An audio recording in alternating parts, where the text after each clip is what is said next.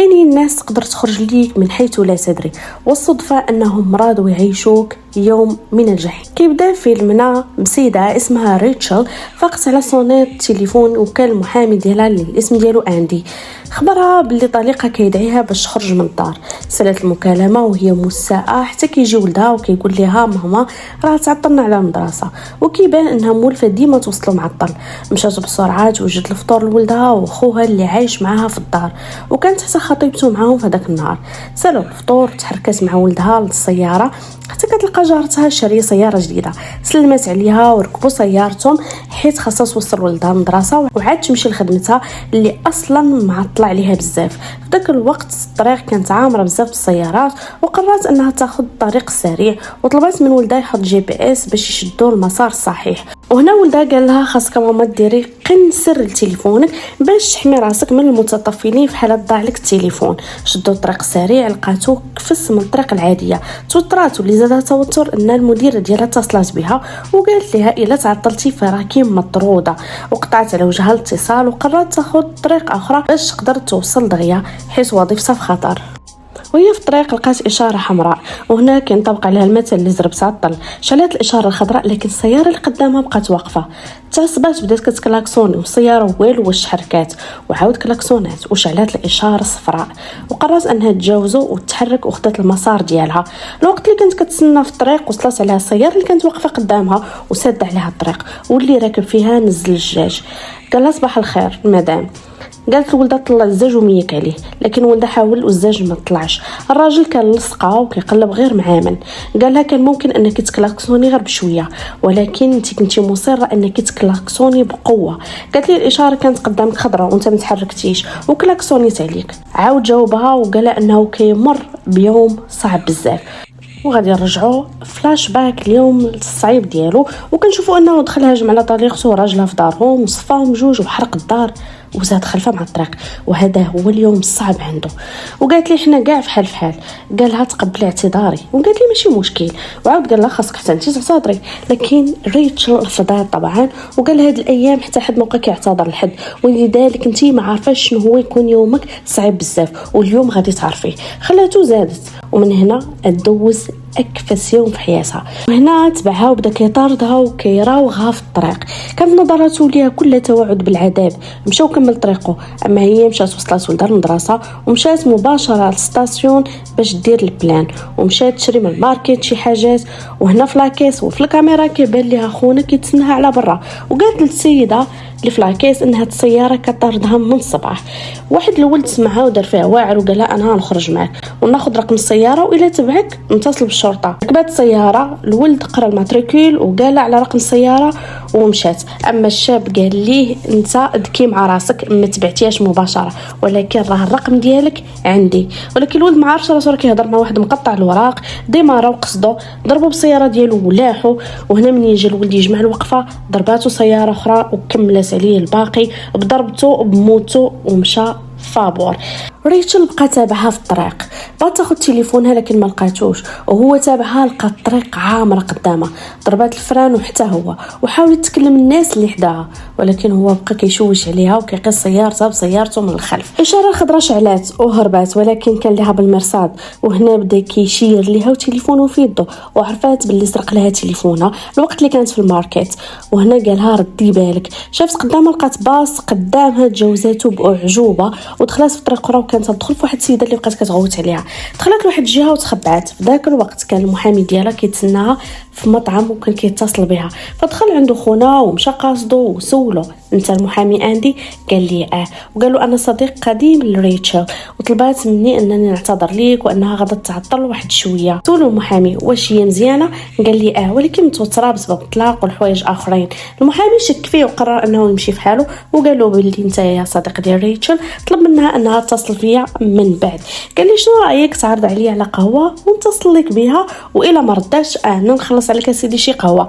خدت التليفون من عند المحامي واتصل بريتشل اللي اكتشفت انه مخلي ليها تليفون في السياره ديالها. جاوبات ولقات المحامي ديالها واستغربت كيفاش هي يلاه لقات التليفون عندها في سيارتها وماشي ديالها، والمحامي كيتصل عليه. غادي تجاوبوا وقال لها راني جالس مع صديقك توم كوبر. قالت لي انا ما كنعرفوش، وخذ من عنده التليفون وسمع كتقول لي هاك راه واحد المختل اللي كان تابعني اليوم كامل، رد بالك. جاوبها طوم وقال لها ما خاصكش تقولي هكاك. قالت له اشنو باغي مني؟ قال لها بغيتك تعلمي كيفاش تعتذري وتكوني مقتنعه باعتذارك. قال له هادشي غير البدايه ديال الدرس الاول. المحامي قال لي رد لي عافاك تليفوني، لكن توم رفض وضربه بالكاس اللي كان في يديه.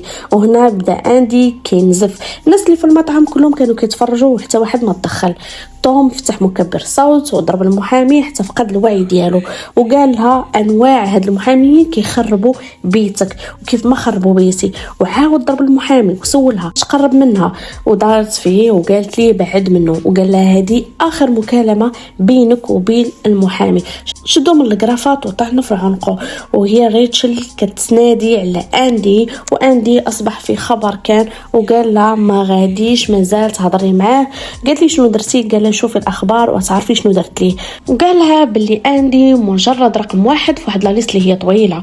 قطع لها التواصل وعاود اتصل بها عاوتاني، وقال لها الطبيبه ميلر اتصلت وقالت اتغير موعد الجلسه العلاجيه ديالك نهار الجمعه، وولدك في المدرسه اللي سميتها ويزلي اوكس راه اتصلت المديره بيا ويلا بغات تقول لي ما تبقاش ليا ولدي. قطع لها الكلام وقال لها اختاري شكون يموت، وقال لها الا ما اختاريتيش غادي نرسل كاع الفلوس اللي عندك في الكونت لراجلك مسكين. قال لها يلا اختاري. قالت ليه غنختار راسي انا. قال لها مرفوض، اختاري اي اسم عندك في التليفون، ممكن تختاري ماماك خوك ولدك. قالت ليه اختار المديره ديالي. قال لها علاش شنو دارت ليك؟ قالت ليه طرداتني من الخدمه وهكا ما تقدرش ادي اي احد من العائله ديالي ياك. قال لها يمكن ويمكن لا، ولكن حاولي ما تفضرش التليفون اللي معاك. ريتشل اتصلت بالشرطه وخبراتهم بكل شيء وطلبت منهم انهم يمشيو لعنوان المدير ديالها اللي كانت خدامه معاها.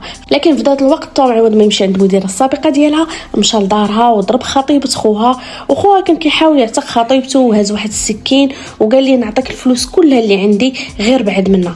قالوا انا ما جايش على وديت فلوسك، وانا هنا على ود فعايل ديال اختك، ان كل فعل له ردة فعل. اخر ريتشل كان هاز موس في يده، فطوم غادي يدفع البنت على الموس ويخليه يقتلها براسو. ريتشل في هذا الوقت مشات تجيب ولدها من المدرسه وتوصلات برساله في الهاتف اللي عندها، وكانت صوره من توم وخوها. واتصل بها سولها واش في المدرسه لداخل ولا على برا. قالت لي انا على برا المدرسه. قال لها جيبي ولدك واتصلي بيا. ريتشل عرفت باللي مخدم الجي بي اس في تليفونها، خدات ولدها من المدرسه ورجعت اتصلت بيه. دوز لها اخوها اللي خبرها باللي قتل ماري، وايضا يطلب منها انها تعاود تعطيه ولدها. وقال ولدها باللي انا اللي قلت لماماك تعتذر لي الصباح وما بغاتش. توم كتب رساله لريتشل وقال لخوها قراها باللي ريتشل هي المسؤوله عن موت ماري، وانها هي السبب ايضا انه ما غاديش يعاود يشوف الشمس مره اخرى. يلا يصفيها لي. دخلت الشرطه ومعها السلاح، شال العافيه في خوها ودفعهم اتجاه الشرطه. وهنا قبل ما يهرب ويخرج من الدار هارب الشرطي ضربوه قصو في كتفه وحاول يطفي العافيه اللي شعلت في الولد. ريتشل انهارت وكتبكي، الطاقه ديالها كلها استنزفها. هنا ولدها غادي يجيب الطابليت وطلبات منه يعرف المكان ديال التليفون ديالها. هنا مفاجاه ان توم كان قريب ليهم، شافته وعرفاته حيت كان مستعمل سياره ديال جارتهم الجديده. خافت هي وولدها وقال ولد باللي كاينه سياره الشرطه اللي يقدروا يستعانوا بها. داز من حداه وفاتو. وصلوا على سياره الشرطه اللي لفتوا انتباه الشرطي اللي فيها. هو حيت قشعه من داز من حداه في الاول دخل في سياره الشرطه بقوه. الشرطي يلاه استوعبوا بغى يبلغ يطلب الدعم، داز فيه كاميو طحنو كفته. توم تابع ريتشل اللي زادت في السرعه وقررت انها تمشي لبيت ماماها حيت ما تقدر تخبي ولدها. على الاقل توجهوا لدار ماماها بسرعه بعد ما توضرت ليه في الطريق. ودخل للحي وبدا كيقلب عليها، وولدها دخل تخبى في مكان سري. وقررت هي تصفي حيت وصلت لاخر حد للتحمل. شاف سيارتها وخدا حبه من الدواء باش يهدر الاعصاب ديالو وترتاح. وهنا كانت نوبه ريتشل، خرجت ليه من جنب وضرباته حتى تقلبات به السياره. نزلات ريتشل تشوف واش باقي حي، شدها وخبطها وهددها وقجع حتى خرجوا عينيها وقال لها هاد الوجع عمرك كتنساه. صار فقع حتى غيبات ومشى للدار يقلب على ولدها. بضربه من رجلو هرس الباب ودخل. ريتشل جمعات الوقفه وهي دايخه ودخلت لولدها من باب اخر. هنا شدها وجرى من رجليها وشد ولدها باش يصفيه. هنا ريتشل ولاو فيها 10 وضربت معه، ولكن هو كان اقوى منها. ضربها حتى تلفات ومشى شد سلك ديال التليفون باش يقج ولدها به. جبدات المقص وزرعته ليه في العين مباشره. على هو بغى يحشم مازال كيقاوم، وهي تركل المقص برجلها حتى دخل كله في عينه وقالت لي باغي على الصدار ها هو الاعتذار. وهنا كانت طفاتو في مره واحده. ريتشل كان هذاك النهار اسود يوم في حياتها وعيشها الجحيم ديال بصح، وكيف ما ديما الشرطه وصلوا حتى اللي مات واللي سخف، ولكن على الاقل بلغوها ان خوها راه باقي حي في المستشفى، وكان احسن خبر سمعته هي ولدها في هذاك النهار. وهنا نكون سالينا الفيلم اليوم. يا ربي يعجبكم، وهو من اختيار احد المتتبعين الاوفياء للقناه ليما افلام.